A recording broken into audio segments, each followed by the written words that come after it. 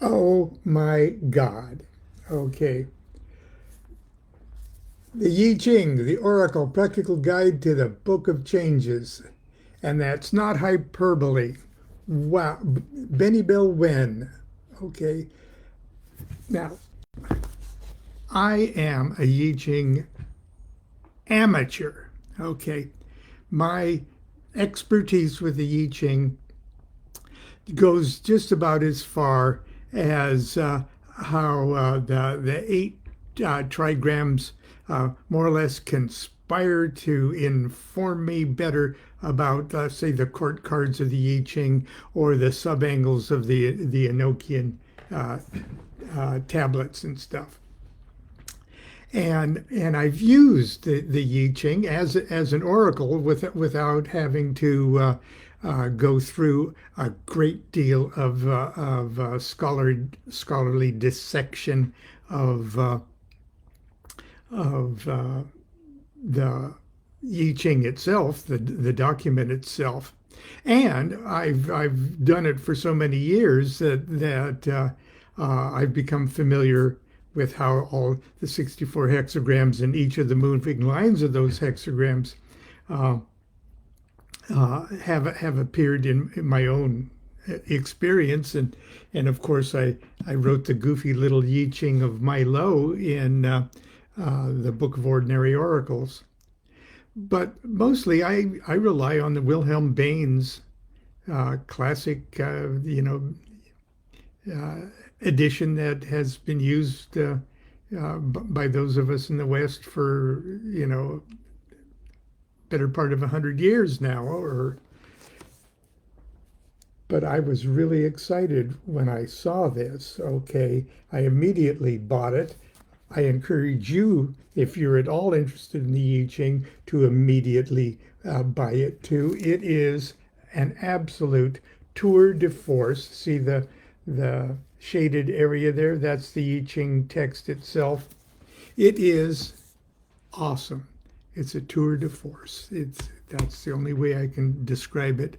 And it may just well be the most extensive and the most important I Ching translation and commentary uh, ever ever written. Okay, uh, I can't wait to get into it. I immediately consulted it to see what it had to say to me. And of course, it immediately busted my chops like the I Ching is supposed to do. It's not a wishful thinking thing. It's absolutely wonderful. And when I read a little bit more and have uh, a better grasp of the totality of its wonderfulness, I will write a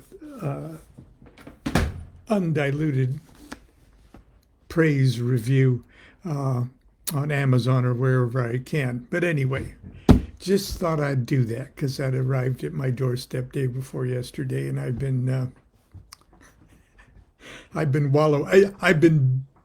beat up by it ever since. It's wonderful. Okay, I have nothing but good things to say. Well, today I'm just going to go just a little bit further on those just opening remarks that Crowley made in Magick Without Tears, the collection of letters, uh, just to sort of polish off the last 2 days' uh, subject matter before we go into Saturday morning cartoons and Sunday school this weekend. But I'm going to read, this is the introductory part of Magick Without Tears, which are labeled letters A, B, C, D, and things like that. And the rest of the book is organized by sort of subject matter. But he's just kind of getting into the groove with this particular woman disciple. and it may be maybe a couple of them, but I think it's at this point it's just one. And obviously she's a co-mason. Okay, she's not a uh, stranger to the occult, but it's sort of occult light. She's not that I want to project that term on theosophy, but compared to what Crowley has been through by 1943, it is pretty light in comparison. And she sort of is comfortable with or uncomfortable with thinking that this is non-Christian. And she's sort of uncomfortable thinking that this magic, she wants to meet other people that are in this Crowley magic stuff. And there, in 1943, there just isn't a whole lot of them. Not only that, but Crowley's reputation up to that point, not everybody wanted to associate themselves or have their name associated with Crowley's name.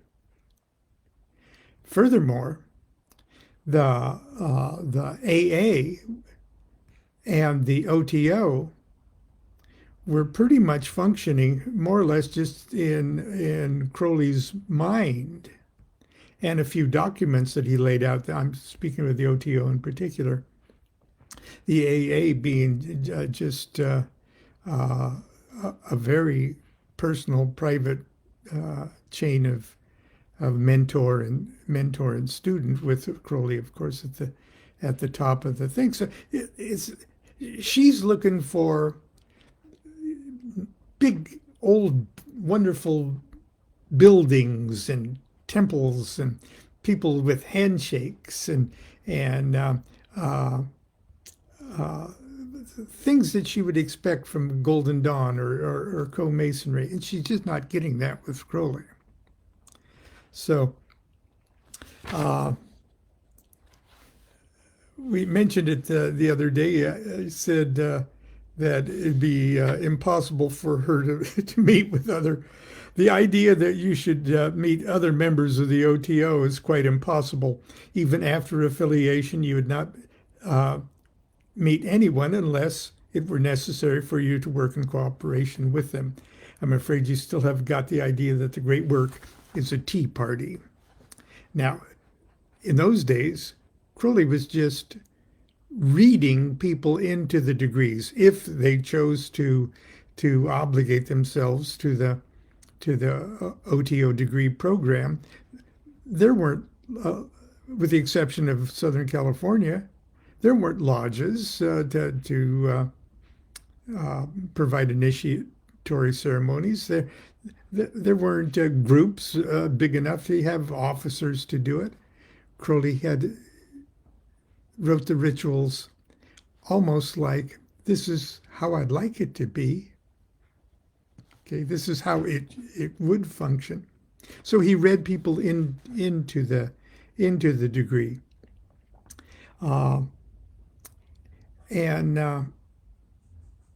so it was different. The point I'm trying to make today is, even though the organizations, the AA and the O.T.O, actually do have people, actually do have lodges and officers and things like that. In essence, what the O.T.O was in Crowley's mind in 1943 is still ultimately what it is. And like all other organizations of any kind, the people can be jerks, people can be assholes, and if you project the ideal of the organization on individual flawed members, then you're going to say, God, that organization sucks. To let this happen or let that happen. Well, the organization's not letting anything happen. Maybe the structure and individuals are allowing shortcomings to ruin things for people on a personal level. Nevertheless, the magic O.T.O is what he's trying to give to this lady. And when people start to disappoint you in one organization or another, just hold on for a second. You can oppose them, you can punch them in the nose if you want. But that doesn't mean that they are this. And only you can manifest the thisness, what he's trying to get across to this lady. Okay? This is the start of what's called letter D, June 8th, 1943. Thank you for your letter. I couldn't find the O.T.O transcript. And then it struck me that it would be useful to await your reactions.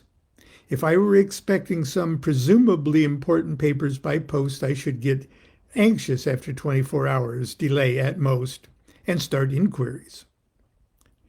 Anyway, I can't find them for the moment. But Mr. Bryant, and I'm not sure who he is, said he would lend you his Blue Equinox. Pages 195 and to 270 give you what you require. Now, when I was initiated Minerval on November 15th, 1975, with just Phyllis and Grady, at dinner, Crowley brought out his own Blue Equinox and pushed it across the dining room table and said, "This is your programming model." And when I discovered that the O.T.O was not a big organization, when I discovered that night at that dinner table that there was only a handful, 6 at the most, O.T.O members who considered themselves active members, and most of them were already in their 60s and had been part of the organization when Crowley was still alive. This is what the O.T.O was meant to be, my O.T.O. And the sections that Crowley was referring to there. Now, Grady, of course, did not give me that precious first edition Blue Equinox to take home, but he did sent me home with copies of exactly what Crowley was referring to just now. And here they are, okay? Liber 70, the Manifesto of the O.T.O.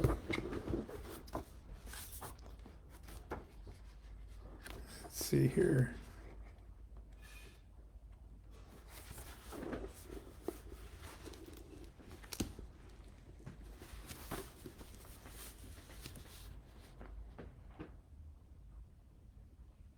Liber 101, open letter to those who wish to join the order.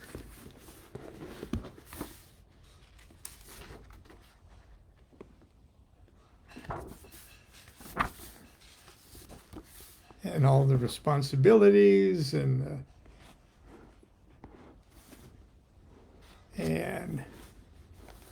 Liber 161 concerning the law of Thelema.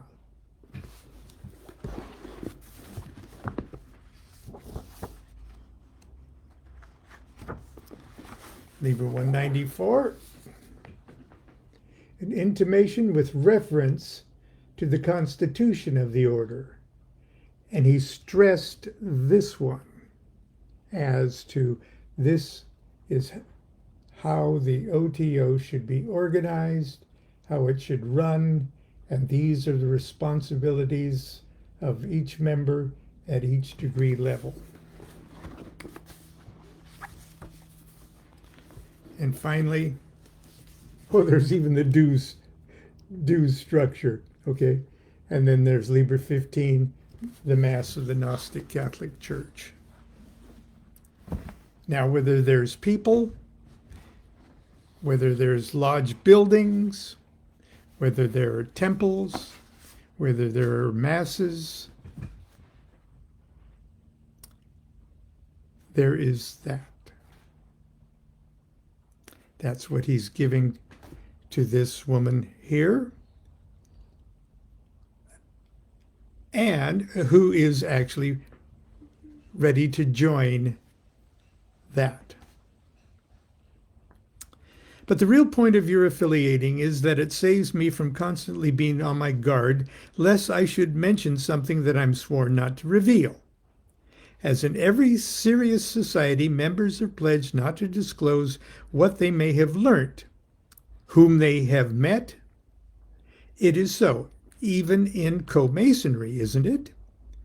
But one may mention the names of members who died. She's asking, well, who was consciously, officially part of this dream?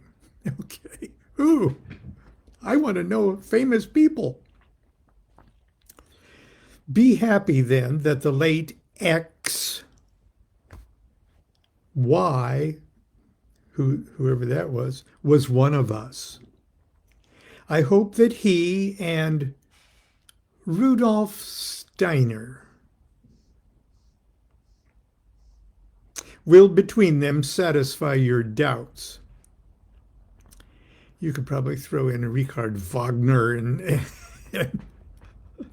well, whatever. I doubt whether he was a card-carrying O.T.O member, but okay.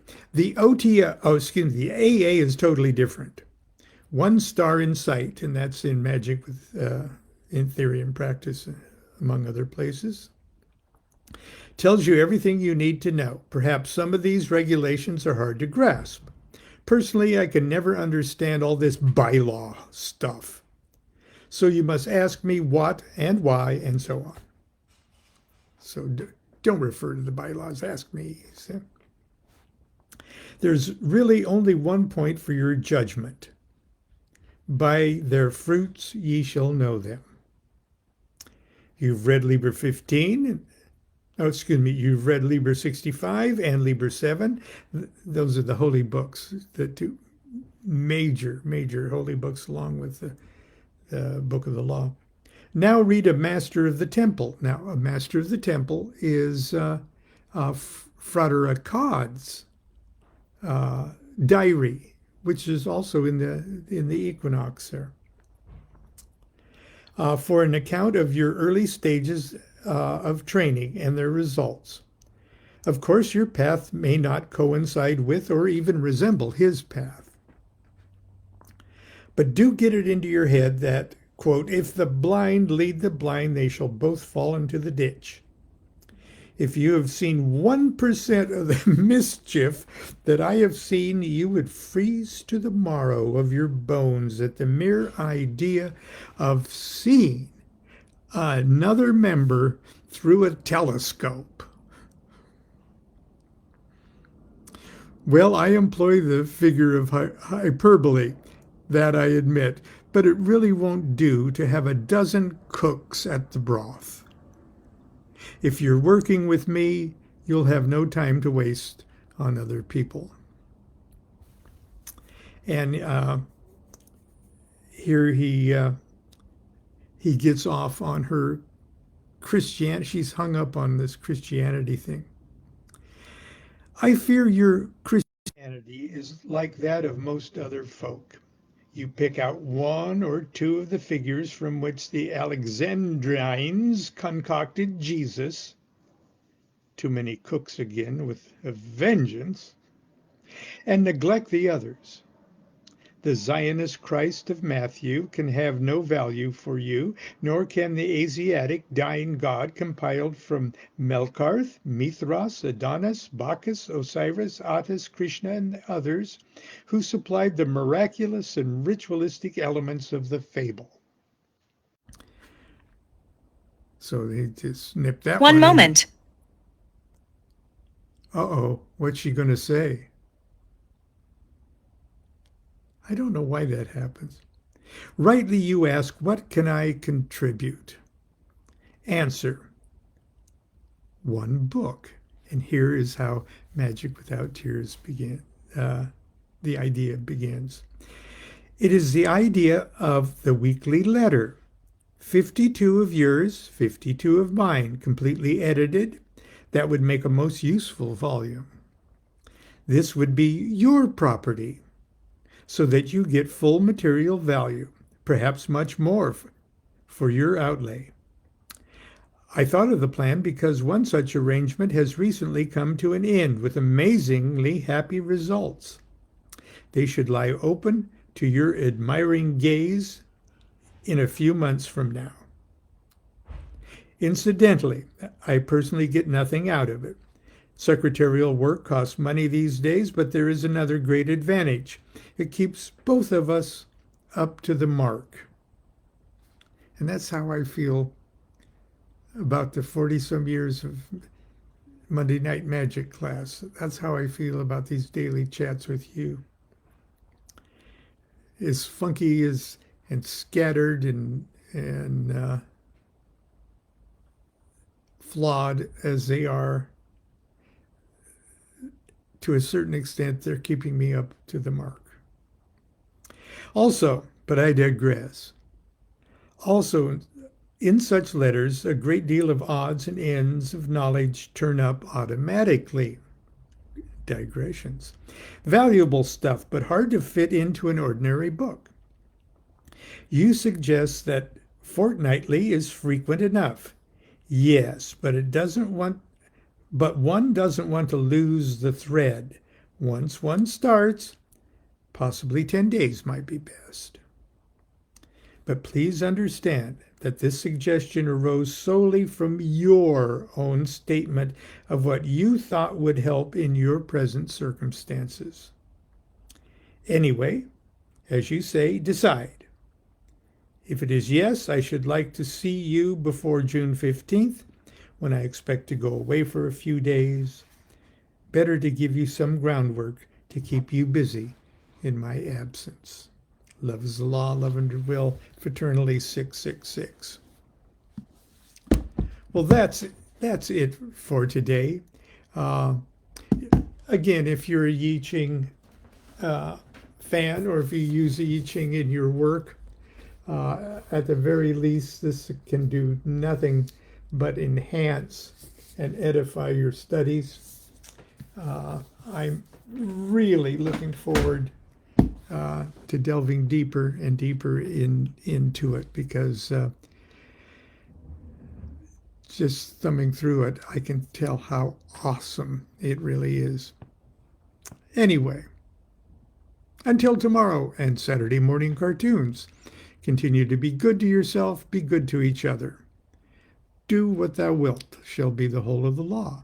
Love is the law, love under will. Fraternally 444.